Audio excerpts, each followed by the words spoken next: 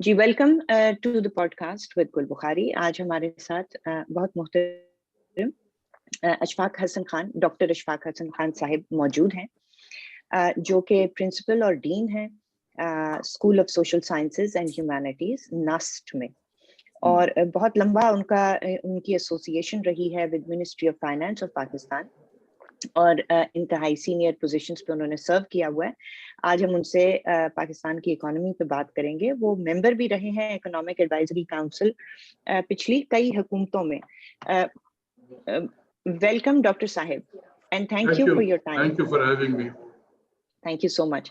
Doctor صاحب، ہم نے آج آپ کے ساتھ جو بات کرنی ہے، جیسے ایک مریض ہوتا ہے یا ایک انسان ہوتا ہے، اس کی صحت کا جائزہ جس طرح ڈاکٹر لیتا ہے، ہم چاہتے ہیں کہ آپ پاکستان کی معیشت کا ہمیں کچھ ریئلسٹک پکچر اور جائزہ لے کر بتائیں کہ ویئر ڈز اٹ اسٹینڈ، کیونکہ ظاہر ہے حکومتی فگرز ہمارے سامنے ہیں اور پھر ہمیں سمجھ نہیں آ رہا کہ ریالٹی ایکچولی کیا ہے. اس کے لیے آپ کے پاس آئی ہوں. تو میں آپ سے ایک سب سے جو اس وقت کنٹروورشل چیز بنی ہوئی ہے وہاں سے سٹارٹ لے لیتی ہوں.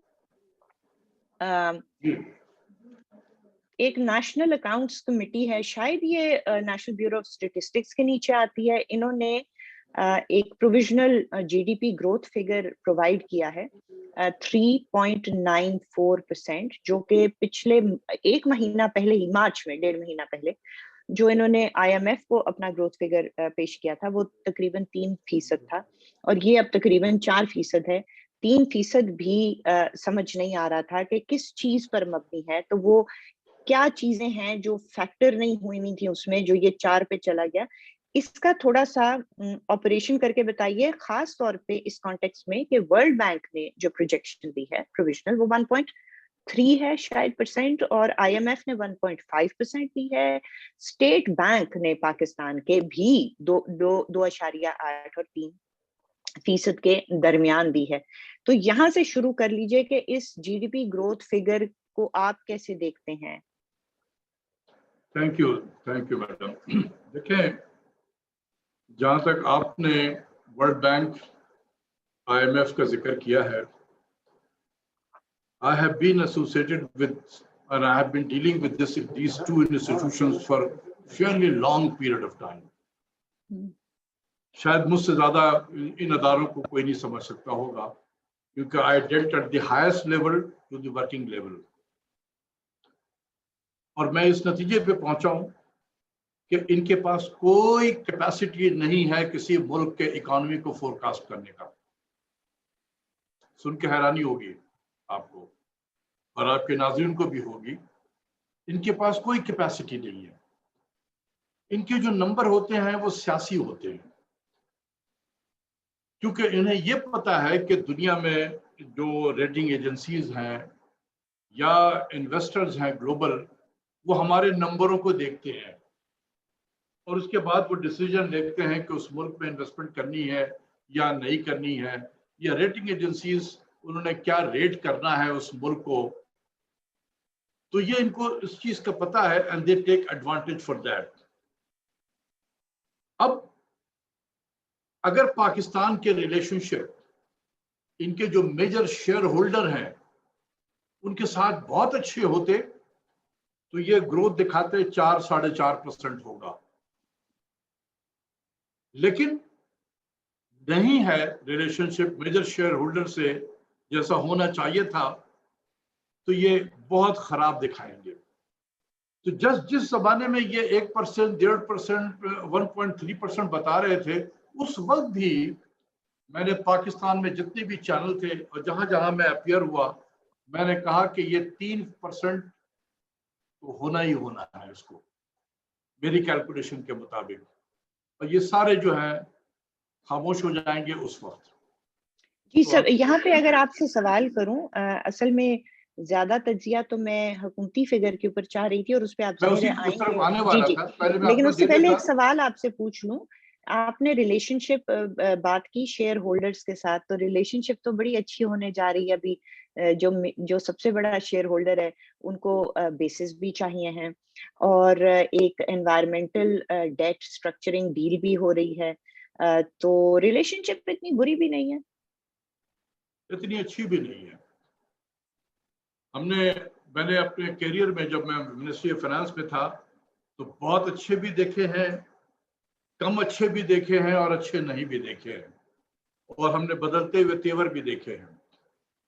تو اس لیے ہیونگ سیڈ دس, میرا اپنا کیلکولیشن یہ تھا کہ یہ 3% گروتھ ہوگا. تو تھوڑی سی سرپرائز مجھے بھی ہوئی جب میں نے 3.9% دیکھا. تو مجھے اچھا یہ اب آپ کا سوال ہے کہ یہ 3% کیوں ہے. اس کی وجہ یہ ہے کہ اس کو اکنامکس میں کے ٹرم میں کہتے ہیں بیس ایفیکٹ, کہ ہم پچھلے سال سے جب میجر کر رہے ہیں تو پچھلے سال ہمارا جی ڈی پی بہت نیچے کی طرف چلا گیا تھا, بلکہ نیگیٹو زون میں تھا. جی 262.8 بلین 263 بلین مطلب ڈالر ٹرم میں ہے, پچھلے سال. لیکن گروتھ اس کا جو تھا وہ نیگیٹو 0.5% تھا. تو جب کوئی چیز ہم لو بیس سے میجر کرتے ہیں تو ریٹ آف انکریز کافی بڑا بڑا نظر آئے گا. تو اس لیے میں یہ 3 دیکھ رہا تھا, لیکن آ گیا 3.9. تو یہ کہاں سے آ گیا؟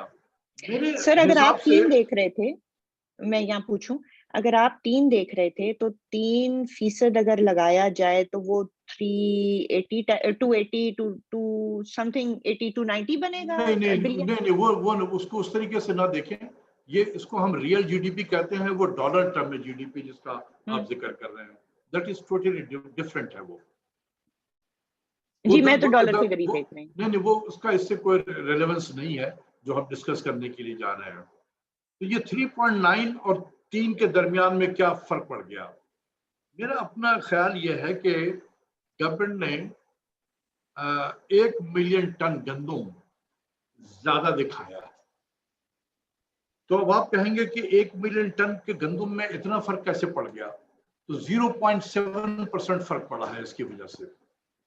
تو اگر یہ 1 ملین ٹن کو آپ نکال دیں تو 0.7 نکل جاتا ہے, تو 3.9 مائنس 0.7 یہ 3.2 ہو جاتا ہے.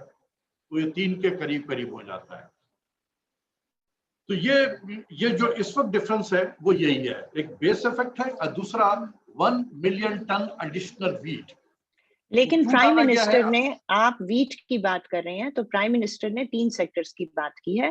وہ کہتے ہیں ایگریکلچر, جو کہ آپ ظاہر ہے ویٹ کی بات کر رہے ہیں, اس کے علاوہ وہ کہتے ہیں انڈسٹریل آؤٹ پٹ, اس کے علاوہ ان کا کلیم ہے کہ سروس سیکٹر نے بھی بڑی میجرلی کنٹریبیوٹ کیا ہے. منسٹرز ان کے کہہ رہے ہیں کہ دیکھیں ہم نے کتنا بڑا مارکا مارا ہے کووڈ کے درمیان میں.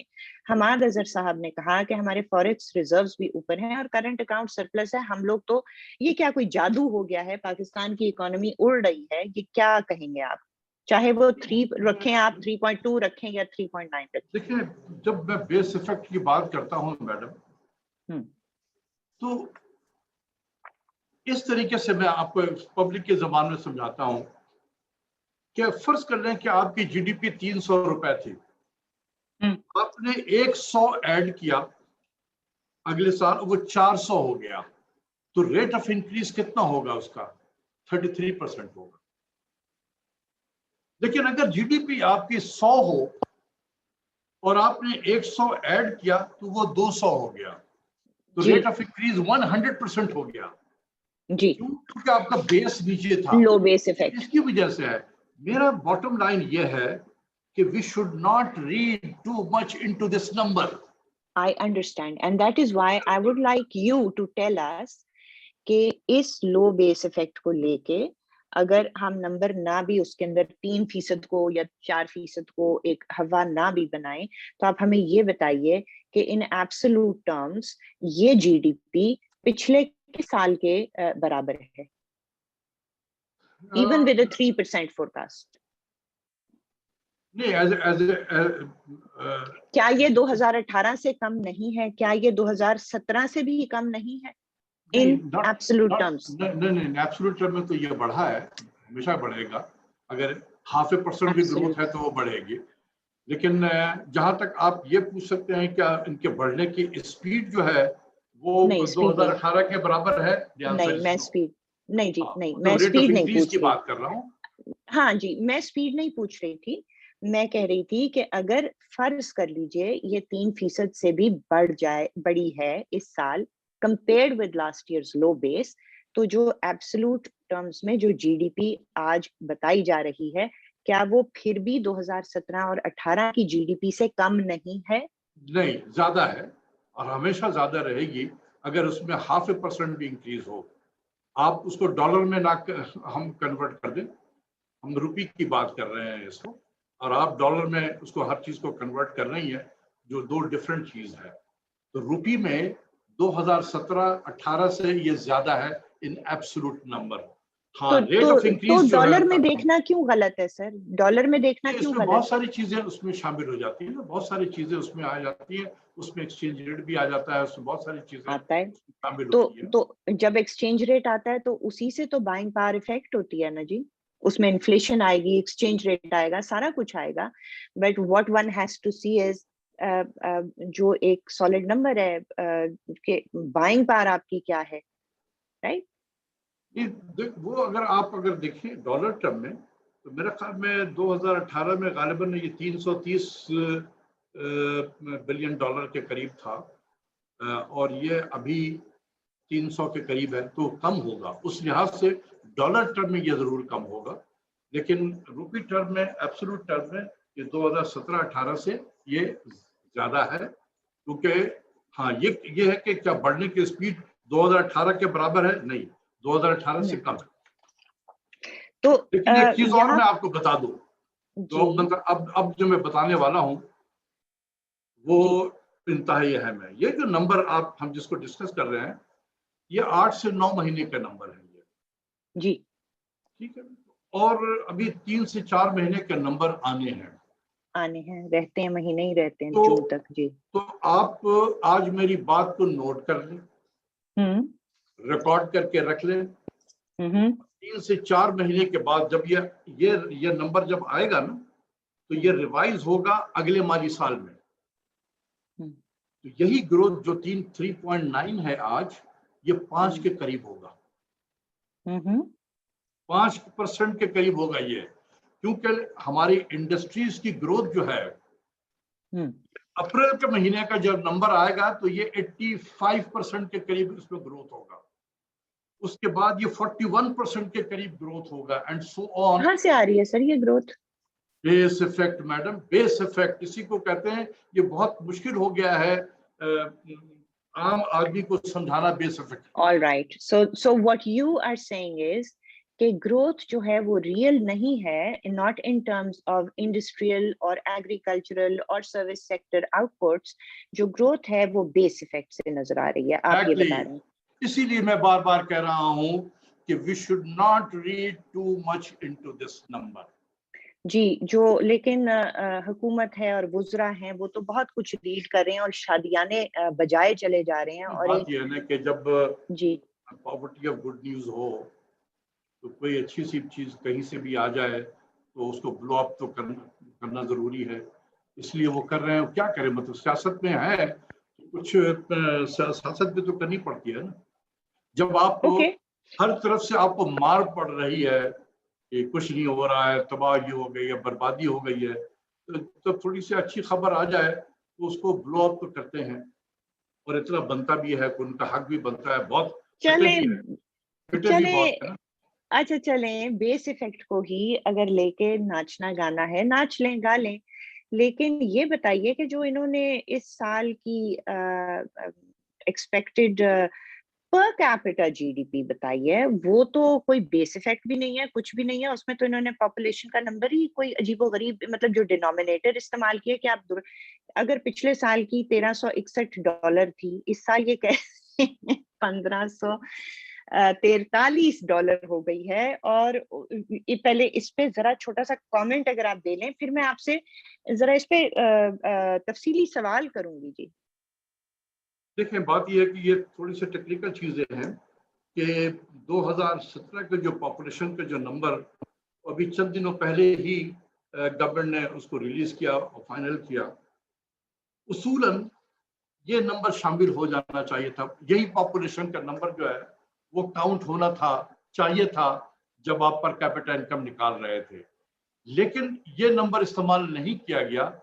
یہ 1998 کے سینسس کے مطابق جو ہمارا ایک ادارہ ہے، national institute of population studies, NIPS، اس نے 2030 تک کے ایک فورکاسٹ کر کے وہ جو نمبر دیا ہے یہ وہی نمبر استعمال ہو رہا ہے. اب یہ کیا چمتکار ہو رہا ہے جی؟ یہ کس قسم کا کھیل کھیلا جا رہا ہے؟ ایک ایکچوئل سینسس ہوتا ہے، اس پہ کروڑوں روپے خرچے جاتے ہیں. نہیں یہ نمبر چینج ہو جائے گا، یہ ہو جائے گا، کیونکہ وہی ادارہ جو نیپس ہے اسی نے اب اس نئے نمبر کے بیسس پہ آگے کی طرف دوبارہ فورکاسٹ انہوں نے کرنا ہے. پہلے انہوں نے 98 سینسس کے مطابق کیا ہوا تھا، تو اب اس میں تھوڑا سا وقت لگتا ہے کیونکہ اس میں بہت ساری ٹیکنیکل چیزیں اس میں شامل کرتے ہیں. اس کے بعد وہ ایک پروجیکشن کرتے ہیں، تو وہ پھر 2020-21 کا جب نمبر آئے گا تو یہ تقریباً 10-11 ملین کی آبادی میرے خیال میں زیادہ ہو جائے گی. تو اس لحاظ سے آپ کا پر کیپٹا انکم جو ابھی بتایا گیا ہے اس سے تھوڑا کم ہوگا. ہاں، تو پھر اس کا مقصد کیا ہے جب سب کو پتا ہے کہ صحیح نمبر نہیں استعمال ہوا؟ آبادی تو دن بہ دن بڑھ رہی ہے، 2.something% ریٹ ہے. یہ 1998 کا نمبر یوز کرنے کا یہ کوئی تک ہے جی؟ اور اس کے مد مقابل میں جاننا یہ چاہتی ہوں، جیسے آپ نے پہلے کہا کہ ان نمبرز پہ اتنا دھیان نہیں دینا چاہیے، یہ 3.9 یا 4% کا جو نمبر ہے کیونکہ یہ لو بیس افیکٹ ہے. پھر دوسرا جو نمبر ہے اس میں ڈینومینیٹر ہی غلط استعمال کر لیا گیا. جو اگر حکومت کا مطلب یہ ہے کہ عوام پراسپیرٹی کی طرف جا رہی ہے، اگر وہ یہ بتانا چاہتے ہیں، تو ڈاکٹر صاحب ذرا ہمارے ویورز کو بتائیے گا کہ ریئل ویجز کے کیا حالات ہیں، انفلیشن کے کیا حالات ہیں، پرچیزنگ پاور کی کیا حالت ہے اس وقت کمپیئرڈ ود اے ایئر اگو اور 2 years ago، ریئل انکمز کیا ہیں، اور ان امپلائمنٹ کے کیا حالات ہیں؟ دیکھیے بہت سمپل سی چیز ہے. جب اس قسم کی چیزیں جو ہوتی ہیں جہاں بڑا میسو بیس افیکٹ کا جو رول ہو رہا ہوتا ہے تو یہ اسٹیٹسٹکس کو ڈسٹارٹ کر دیتا ہے. تو انٹرنیشنل پریکٹس یہ ہے کہ آپ 2 سالوں کا ایوریج لے لیتے ہیں، کیونکہ پچھلے سال بھی پینڈیمک کی وجہ سے یہ نیگیٹو گروتھ ہو گیا تھا. ابھی نیگیٹو گروتھ سے ذرا اوپر کی طرف آیا ہے تو بڑے بڑے نمبر آ رہے ہیں. تو اس قسم کے جب ہوتے ہیں تو وہ دونوں کا ایوریج لے لیتے ہیں.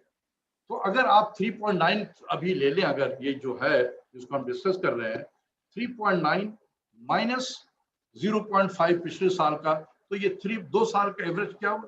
2 سال کا کیا ہوا؟ 3.4. اس کو 2 سے ڈیوائڈ کر دیں تو یہ بن جاتا ہے 1.7%. اس کا مطلب ہوا کہ پچھلے 2 سالوں میں ہمارے ریئل جی ڈی پی جو بڑھی ہے وہ 1.7% ہے. آبادی ہماری تقریباً 2.1-2.2% کے قریب بڑھ رہی ہے. تو اس کا مطلب یہ ہوا کہ ہمارے real G D P is growing less than the population growth rate. اس کا مطلب یہ ہوا کہ ہمارا فی کس آمدنی جو ہے وہ ریئل ٹرم میں کم ہو گیا ہے. تو ایز اے نیشن ہماری پراسپیرٹی نہیں ہوئی ہے بلکہ ہم تھوڑا غریب ہو گئے. غربت بڑھی ہے. بہت شکریہ. انفلیشن اور جیسے آپ نے کہا کہ غربت بڑھ گئی ہے، اس کے اوپر آئیں گے. جیسے میں اپریل کا ڈیٹا دیکھا، اس میں کہ جو دکھایا گیا تھا، اور پھر یہ کہہ بھی رہے ہیں نا کہ جی حکومت جو ہے، اپریل کے ڈیٹے پہ بعد میں آتے ہیں، حکومت جو ہے وہ کہہ رہی ہے کہ دیکھیں خوشحالی کا عالم یہ ہے کہ ملک میں 15% کنزمپشن بڑھ گئی ہے. ڈاکٹر صاحب آپ یہ بتائیں گے کہ اگر 15% کنزمپشن بڑھ گئی ہے، اس کی کمپوزیشن کیا ہے، اس میں کموڈیٹیز کا پرائس ایفیکٹ کیا ہے؟ کیا یہ پراسپیرٹی یہ بڑا مشکل کام ہوتا ہے سمجھانا لوگوں کو. اور جن وزراء کے آپ ذکر کر رہے ہیں وہ بیچارے، افسوس کی بات یہ ہے کہ ان بیچاروں نے کبھی اکنامکس ٹھیک سے پڑھی نہیں ہے، انہیں بھی نہیں پتا ہے ان سب چیزوں کا. دیکھیں پاکستان میں کنزمپشن کا نمبر نہیں ہوتا ہے، یہ ایک ریزیڈول ہے. یہ ریزیڈول ہے کیونکہ یہ ریزیڈول جو ہے یہ کبھی یہ ڈپینڈ کرتا ہے کہ آپ کے باقی فیکٹر کیسے گرو کر رہے ہیں، وہ انفلوئنس کرتا ہے کنزمپشن کو. تو کنزمپشن کا کوئی ریئل نمبر نہیں ہے کہ جو ہم خرچ کر رہے ہیں پیسہ تو یہی کنزمپشن ہے اور اس میں پراسپیرٹی مجھے نظر آ رہی ہے یا نظر نہیں آ رہی ہے. یہ ایسا کنزمپشن کا نمبر نہیں ہے. یہ ایک ریزیڈول آئٹم ہے کہ اگر آپ کے پاس 100 روپے جو ہے، آپ نے 10 آدمی کو آپ نے بانٹ دیا، ایک 11واں آدمی جو بچ گیا ہے जब वो बच गया है तो वही नंबर उसको मिल गया, वो पैसे उसको मिल गए। बिल्कुल इसी तरीके से है कि अगर जो 100 रुपए का जीडीपी है वो बाकी में तकसीम हो गया, जो बच गया वो कंजम्पशन हो गया, ये रेजिडुअल है।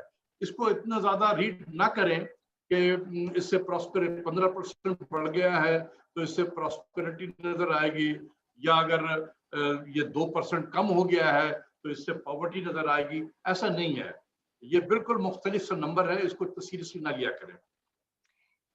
अप्रैल के महीने में बताया गया है कि जो लेबर के वेजेस हैं वो 4% ऊपर गए कंस्ट्रक्शन इंडस्ट्री में। लेकिन अगर और 10% इन्फ्लेशन है, अगर फर्ज कर लें 15, उनकी फूड इन्फ्लेशन अलोन इज 15%।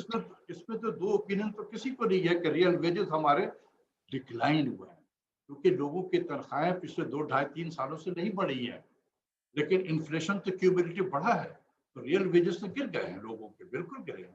अलावा इस बात के कि तनख्वाहें नहीं बढ़ी, जो जिनके पास नौकरियां हैं, और इन्फ्लेशन और पर्टिकुलरली फूड इन्फ्लेशन जो सबसे ज्यादा इम्पैक्ट करती है गरीब आदमी को, वो इतनी ज्यादा है, तो जाहिर है रियल वेजेस गिरे हैं। लेकिन एक और भी तो चीज हुई है कि अनएम्प्लॉयमेंट भी तो बेतहाशा बढ़ गई है। बिल्कुल बढ़ी है, गुर्बत भी बढ़ी है। तो गुर्बत बढ़ गई है, अनएम्प्लॉयमेंट बढ़ गई है, इन्फ्लेशन बढ़ गई है। एक और चीज बहुत टाउट की जा रही है डॉक्टर साहब, वो है रेमिटेंसेस। तो जो लेटेस्ट रिपोर्ट हुआ था कि तकरीबन 10 महीने कंसेक्यूटिवली $2 बिलियन से ऊपर रेमिटेंसेस हर महीने आ रही हैं, और एक महीने में शायद 2.7 बिलियन भी था, $2.7 बिलियन अप टू मार्च 2021। अच्छा, और पिछले जुलाई से इस मार्च तक बताया गया कि 21.5 billion, which is 26% up from the same period in the previous year।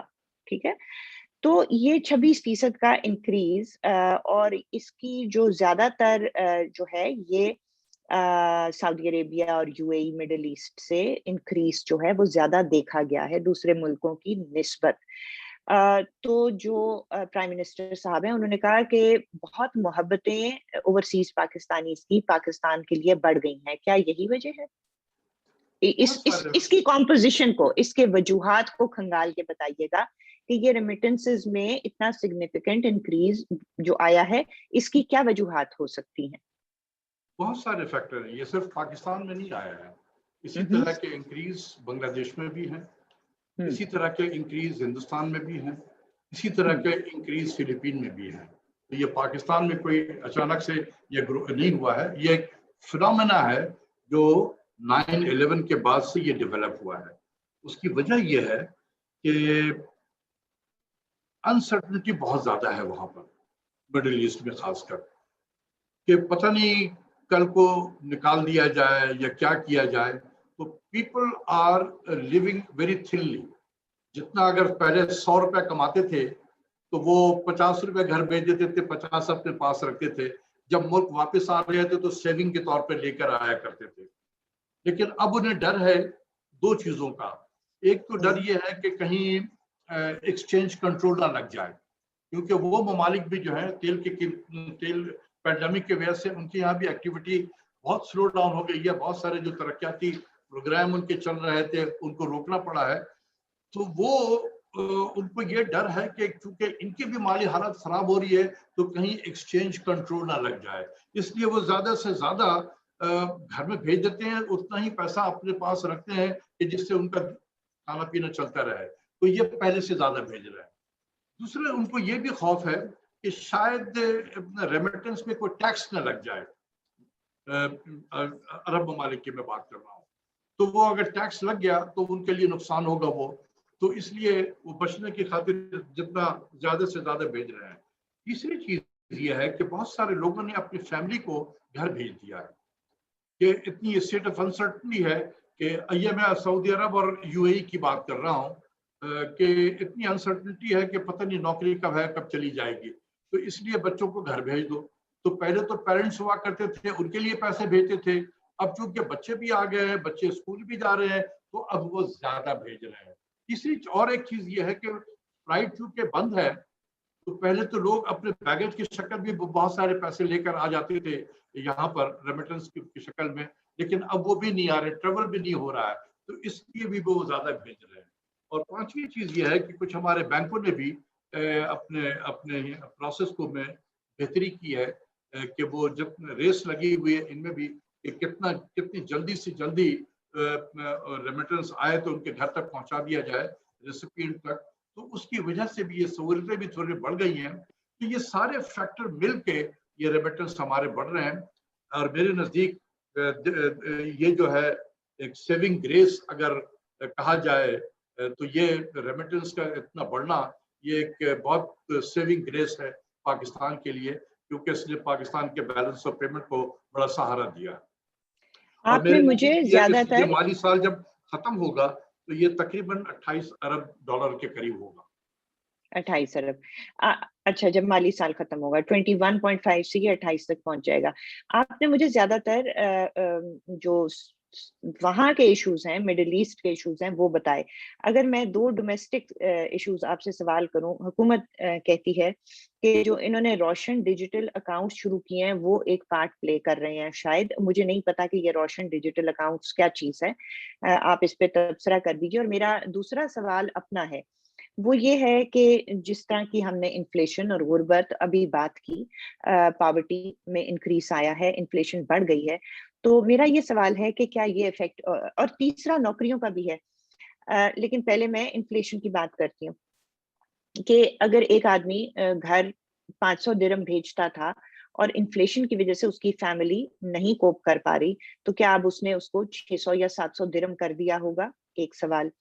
دوسرا ایک اور ہے کہ وہاں پہ جو انسرٹنٹی آپ نے بتائی، اس کے علاوہ یہ بھی خبریں ہیں کہ بہت وہاں پہ نوکریاں ختم ہو رہی ہیں، تو وہ جب پیک اپ کر کے اور سارا اپنا جو بھی انہوں نے جمع جتھی کی ہوتی ہے وہ بھی ساتھ لاتے ہیں، کیا وہ ایفیکٹ بھی آیا ہے نوکریاں ختم ہونے کا؟ اور پھر اس میں ڈیجیٹل یہ جو کیا روشن ڈیجیٹل اکاؤنٹس کا فیکٹر، نوکریوں کا فیکٹر، اور پاکستان کے اندر انفلیشن کا فیکٹر کتنا ہو سکتا ہے ڈاکٹر صاحب؟ دیکھیں بالکل تینوں آپ نے اچھے آپ کے پوائنٹ ہیں۔ جہاں تک اس کا تعلق ہے کہ بہت سارے لوگوں کے نوکری چھینی گئی ہیں، تو یہ پچھلے مالی سال میں بھی یہ جب شروع ہوا تھا، خاص کر مارچ سے ہمارے یہاں لاک ڈاؤن شروع ہوا اور باقی ملکوں میں بھی ہوا، تو جہاز بھر بھر کے ہمارے لوگ وہاں سے واپس آئے۔ جب وہ واپس آئے تو اپنے ساتھ سیونگ بھی لے کر آ گئے، تو اس لیے پچھلے سال بھی ریمیٹنس جو تھا وہ زیادہ اس کی وجہ سے تھا، لیکن جو آنے والے تھے وہ آ گئے۔ جو رہ گئے ہیں وہ نروس ہیں کہ ہو سکتا ہے کہ میں کل چلا جاؤں، تو انہوں نے فیملی اپنی بھیج دی ہے، they are living very thinly, اور اتنا ہی پیسہ ان کو اپنے پاس رکھ رہے ہیں کہ جتنا ان کو وہاں پر ضرورت ہے، باقی گھر کو بھیج رہے ہیں وہ، تو اس لیے وہ زیادہ نظر آ رہا ہے۔ تیسرا فیکٹر آپ نے یہ کہا تھا کہ انفلیشن، مہنگائی بڑھ گئی ہے، تو نیچرلی گھر والوں کے پاس سے بھی پریشر ہوتا ہوگا کہ بھئی پہلے تم اتنے پیسے بھیجنے تھے، اب اس سے گزارا نہیں ہو رہا ہے، تو ہمیں تھوڑا زیادہ بھیجا کرو، مہنگائی ہے، تو اس کی وجہ سے بھی شاید لوگ بھیج رہے ہوں گے، بالکل بھیج رہے ہوں گے، یہ بھی فیکٹر صحیح ہے۔ اور چوتھا آپ نے جو ڈیجیٹل اکاؤنٹ کا کہا ہے، تو اس میں یہ ہے کہ بیسیکلی پاکستانیز جو ہیں وہ ایک یہاں پر ان کو کافی انسینٹیو دیا گیا ہے کہ تقریباً ڈالر کے اکاؤنٹ میں ان کو 7% ریٹرن مل رہا ہے، تو وہ پیسہ بھیج رہے ہیں۔ اب یہ دیکھنا ہوگا کہ کیا ری راؤٹنگ آف منی تو نہیں ہو رہی ہے، کیا پاکستانی بھی بھیج تو نہیں رہے ہیں باہر جا کر، ان کے بیٹے اگر ہیں تو ان کو کہا کہ بھائی تو اب میں یہاں سے ہنڈی حوالے کے ذریعے سے اگر بھیج دوں اور بیٹا میرا وہاں سے میرے اکاؤنٹ پہ بھیج رہا ہے روشن اکاؤنٹ میں، یہ بھی ہو سکتا ہے۔ ہم انوویشن تو بہت کرتے ہیں اس معاملے میں، ذرا اپرچونٹی مل جائے تو، لیکن یہ ہے کہ پاکستانی بھی بھیج رہے ہیں، تقریباً $1 بلین کے قریب 8-9 مہینے میں تو آ گیا ہے پاکستان میں، اور اللہ کرے کیسی چلتا رہے۔ اگر ری راؤٹنگ بھی ہو رہی ہے تو کم سے کم ڈالر کی شکل میں تو آ رہا ہے، روپیہ جا کے ڈالر آ رہا ہے۔ جی تو یہاں پہ آخری ایک دو سوال ڈاکٹر صاحب، آپ نے بہت ٹائم دیا اور بڑے اچھے طریقے سے سمجھایا کہ حالات کیا ہیں دراصل۔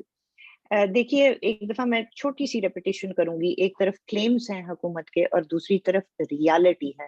اور ریالٹی کے لیے میں ذرا ایک فرق میٹرکس کو استعمال کروں گی. کلیمز ہیں جی 15% کنزمپشن, جو آپ نے کہا کہ ریزیڈول لارج اسکیل انڈسٹری جو ہے, مینوفیکچرنگ بڑھ گئی ہے, ایگریکلچرل آؤٹ پٹ بڑھ گئی ہے, جی ڈی پی 4% ہو گئی ہے گروتھ, پھر کیپٹا جی ڈی پی جو ہے وہ $1500 پہ پہنچ گئی ہے.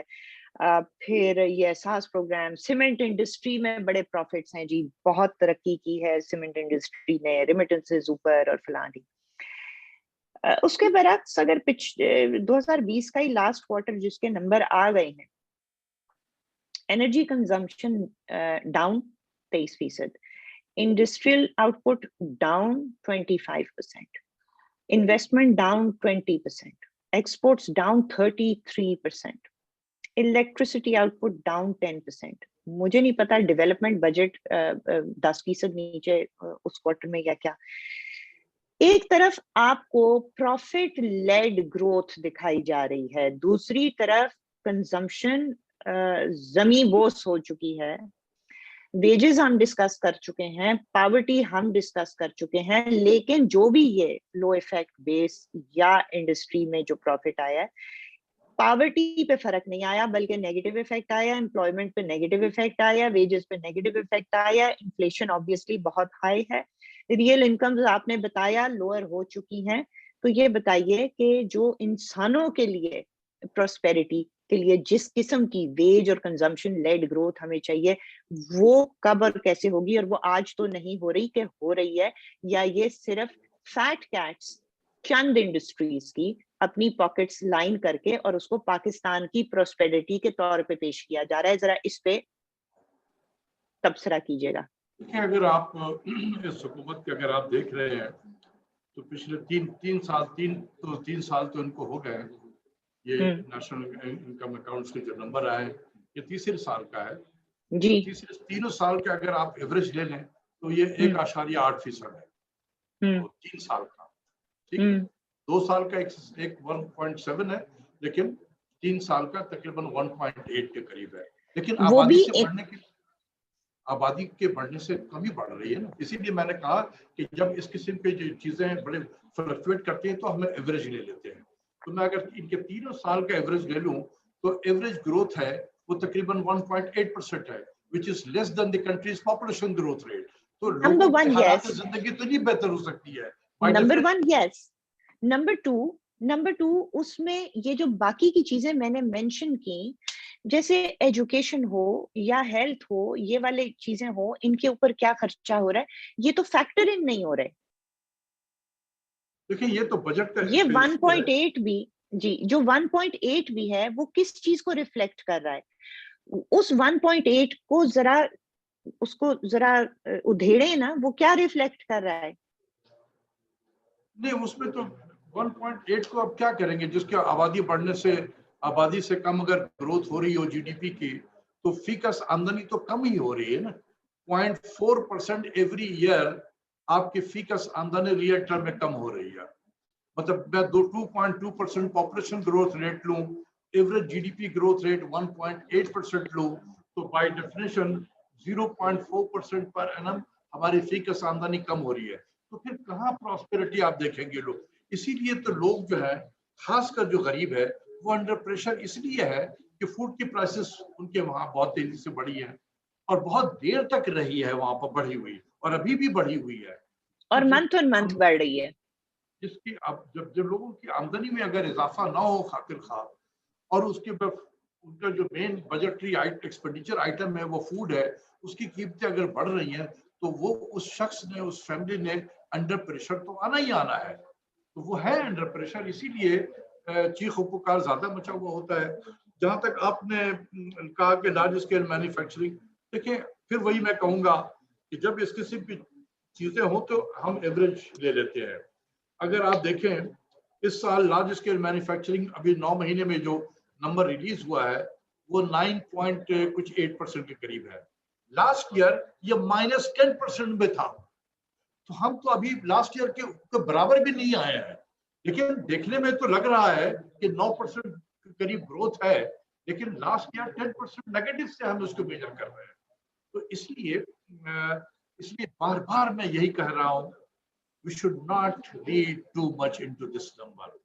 I think what I can read here is, we should not read too much. Yeah, when you have minus 10% and then positive 9%, that's complete stagnation. Exactly. बिल्कुल सही कहा आप, बिल्कुल सही कहा। आखिरी सवाल सर आपसे डॉक्टर साहब, ये जो हालात और जो पिक्चर आपने सामने रखी है, इसको चेंज कैसे किया जा सकता है? कोई मेजर्स हैं? ये बड़ा अच्छा सवाल है, ये बहुत अच्छा सवाल है। आखिरी सवाल है हमारी हालत हुई है ना जी, सबसे बड़ा रोल जो है वो IMF के प्रोग्राम का था, और मैं इसी चीज को बचाने के लिए इस प्राइम मिनिस्टर को मैं मुसलसल कहता रहा कि ना जाएं। थोड़ी सी तकलीफ होगी लेकिन हम गुजारा करेंगे, लेकिन चले गए IMF में। तो ये जो कुछ हो रहा है, ये IMF का प्रोग्राम प्लस ये कोविड ने जो उस पे ऐड किया है, उसकी वजह से आज हम यहाँ खड़े हैं। अब आगे की गोइंग फॉरवर्ड मेरा अपना ख्याल है कि जो अभी हमारे नए फाइनेंस मिनिस्टर आए हैं शौकत तरीन साहब, इनको एक तो ये है कि पहले जो 3 मिनिस्टर गुजरे हैं, इन्हें अंदाजा ही हो रहा था कि ये प्रॉब्लम एक्चुअली है क्या हमारा।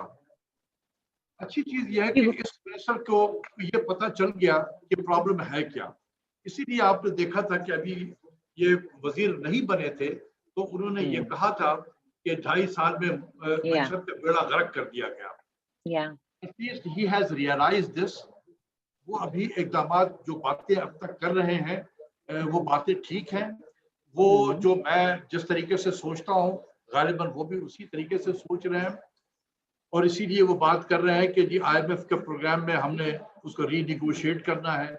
अब वो कितना कर सकते हैं ये तो अब उनके सलाहियत पे डिपेंड करेगा, और दूसरा ये है कि मेजर शेयर होल्डर कितना इनको इजाजत देगा कि वो रीनिगोशिएट कर लें अपने इस पे, तो ये अभी देखना है, इट इज येट टू। और अगर वाकई रीनिगोशिएशन हो गई है और उसमें कुछ हमें रिलीफ मिल गया है तो that will be reflected in our budget. अगर बजट में उसकी रिफ्लेक्शन है तो समझ लें कि अगले माली साल में शायद हम इस माली साल से थोड़ा बेहतर परफॉर्म करेंगे।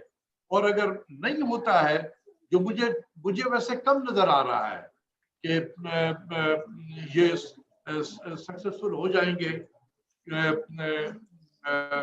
कुछ IMF से रिलीफ लेने में मुझे शक है कि ये है, लेकिन अगर वो कोशिश कर रहे हैं जिस तरीके से शौकत तरीन साहब, तो अल्लाह करे उनको कामयाबी हो।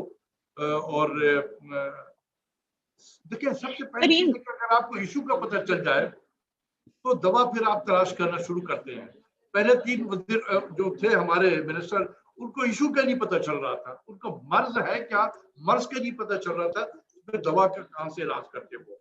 तो कम से कम शौकत तरीन साहब को मैं ये कहूंगा कि अब तक जितनी उनके बातें हुई हैं उससे अंदाजा होता है कि उनको मर्ज का तो पता चल गया है।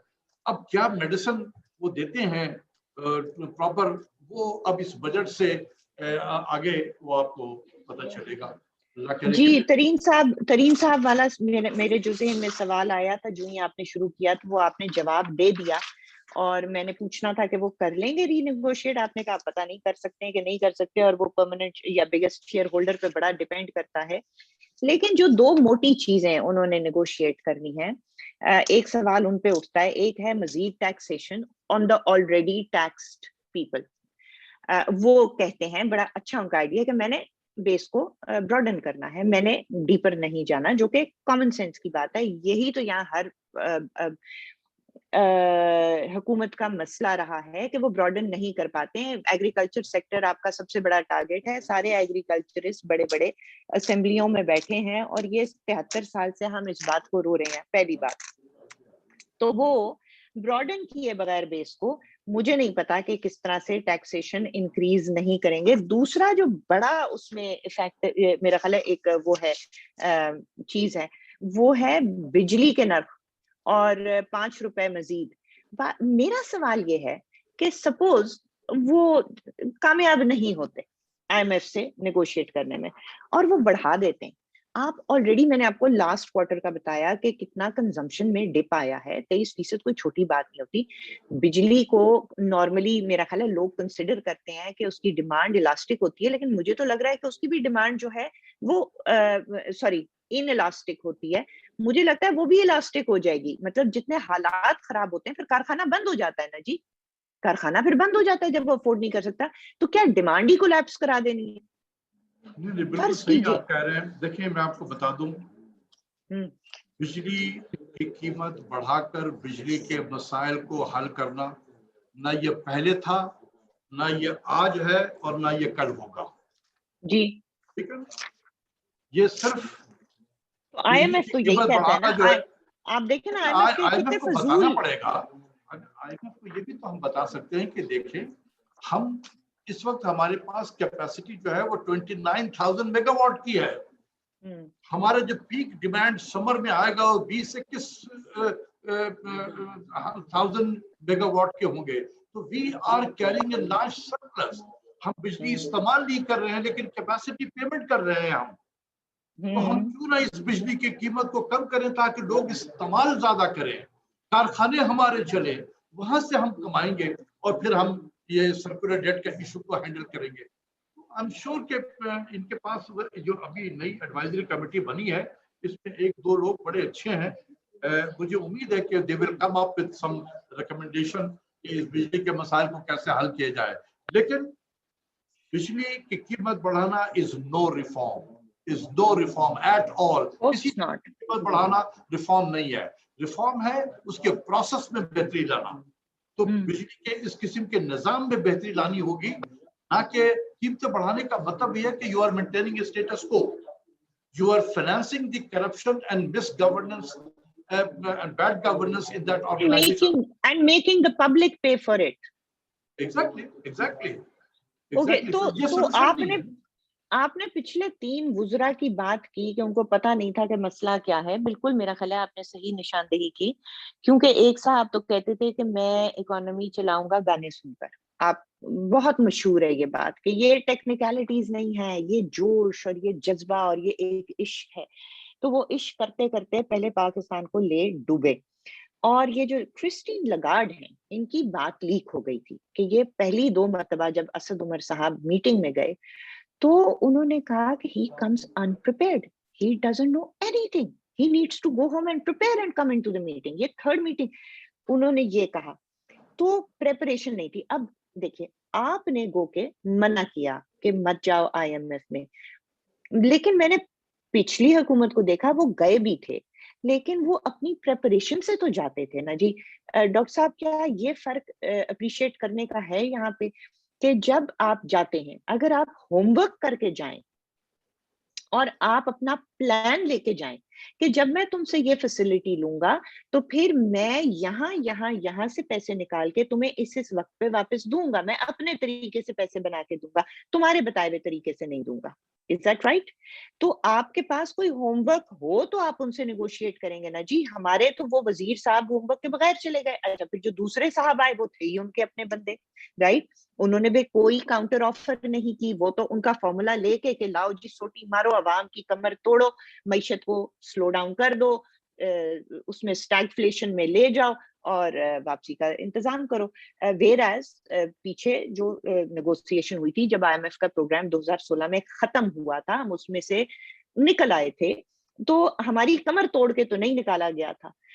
پرائسز کو انکریز کر کے اور ٹیکسیشن کو اس طرح سے بہیمانہ طریقے سے, مطلب آئی ایم ایف میں بھی جانے کا ایک ڈھنگ ہوتا ہے, تو یہ تو ڈھنگ بھی نہیں استعمال کیا گیا. کیا آپ اس پہ کچھ کہیں گے؟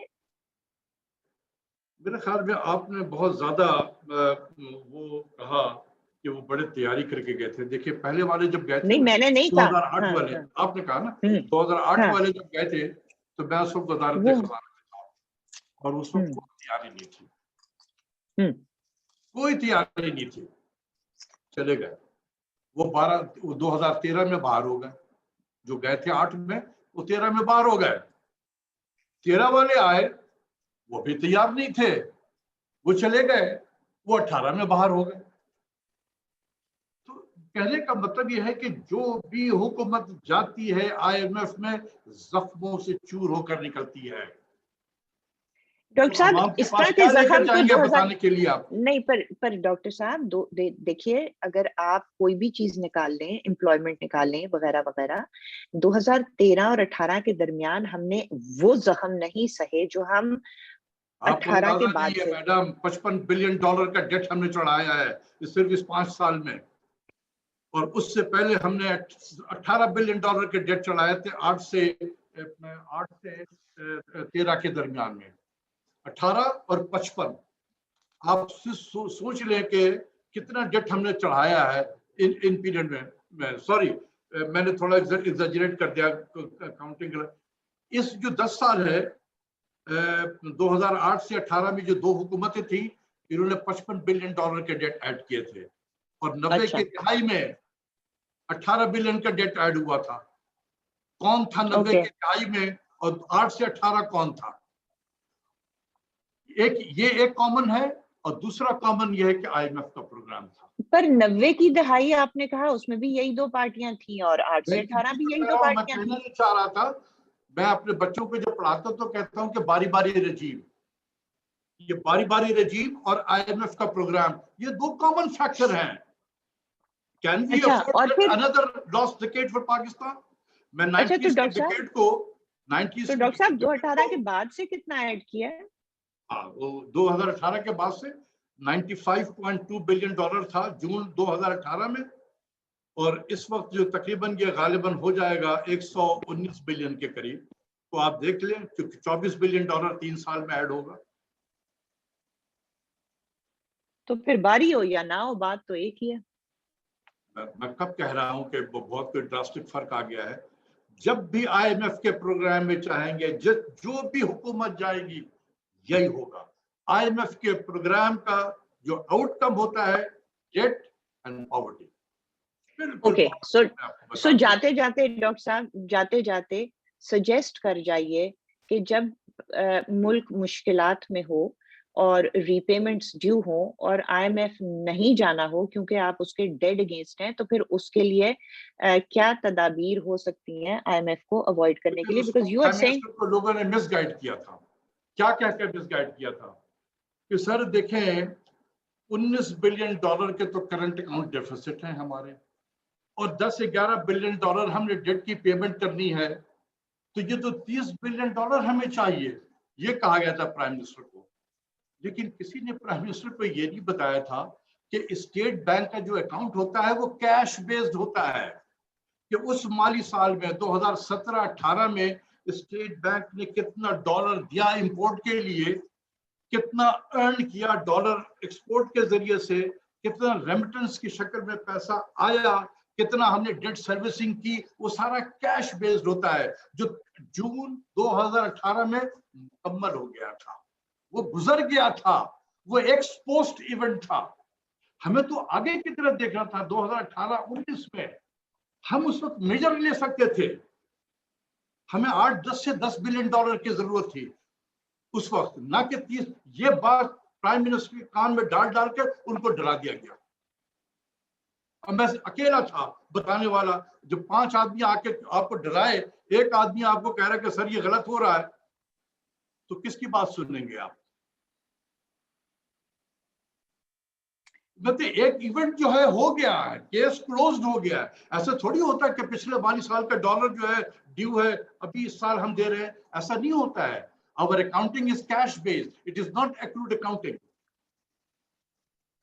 تو جو ایک ایونٹ ہو گیا ہے وہ گزر گیا. آگے کی طرف ہم نے دیکھنا تھا. یہ حکومت آئی تھی, ان کا مالی سال 2018-19 تھا. اس میں آپ ایکشن لیتے, آپ بہت سارے, یہی تو میں کہہ رہا تھا کہ آپ ایکشن لیں, میجرز لیں, امپورٹ کو کرب کریں. آپ امپورٹس تو کب ہوئی ہیں ڈاکٹر صاحب, لیکن وہ کس قسم کی امپورٹس کب ہوئی ہیں؟ لیکن امپورٹس تو کیا کس طریقے سے ہم نے اسی طریقے سے کر دیا کہ جیسے آپ گھر میں ابھی آپ رہ رہی ہیں, یا بجلی بھی آپ کا جل رہا ہے, اس کے بل آتے ہوں گے, آپ گھر کو بند کر کے کہیں چلی جائیں, 1 مہینے کے بعد جب واپس آئیں گے تو بجلی کا بل آپ کا بہت تھوڑا آئے گا. تو آپ کہیں گے کہ جی دیکھیں ہم نے بجلی کا بل بچا لیا. نہیں, آپ نے گھر بند کر دیا ہے. आपने मईशत के दरवाजे बंद कर दिए थे, तो जब दरवाजे आप बंद कर देंगे तो इंपोर्ट भी बंद हो जाएगा. मैं वही सवाल मेरा ख्याल है उसी तरफ आपने बात ही कह दी कि जो इनपुट्स होती हैं वो कम हो गई बजाय इसके कि जो एंड कंजम्पशन के लिए जो लग्जरी आइटम्स हैं वो कम होने के. Is that right? मैडम यही करना चाहिए था. हमें 8 से 10 आइटम की सिर्फ जरूरत थी. जितना हमने इंपोर्ट कम किया था इतना ही डॉलर हम सिर्फ 8 से 10 आइटम को अगर हम 1 साल 2 साल के लिए बैन कर देते कि इस मुल्क में कोई मोबाइल नहीं आएगा, मैं $2 बिलियन बचा लेता सिर्फ एक आइटम से. मैं ये कहता कि 1300 सीसी से ज्यादा गाड़ी मैंने इंपोर्ट नहीं करना है तो मैं $3 बिलियन वहां बचा लेता.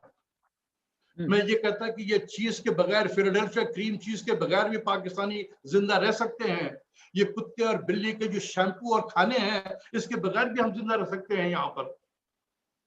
तो आप देखें कि ये तरीका तो था उसको सही करने का, लेकिन हम गरीब भी है, हमारे नखरे भी बहुत हैं, तो फिर यही होगा ना.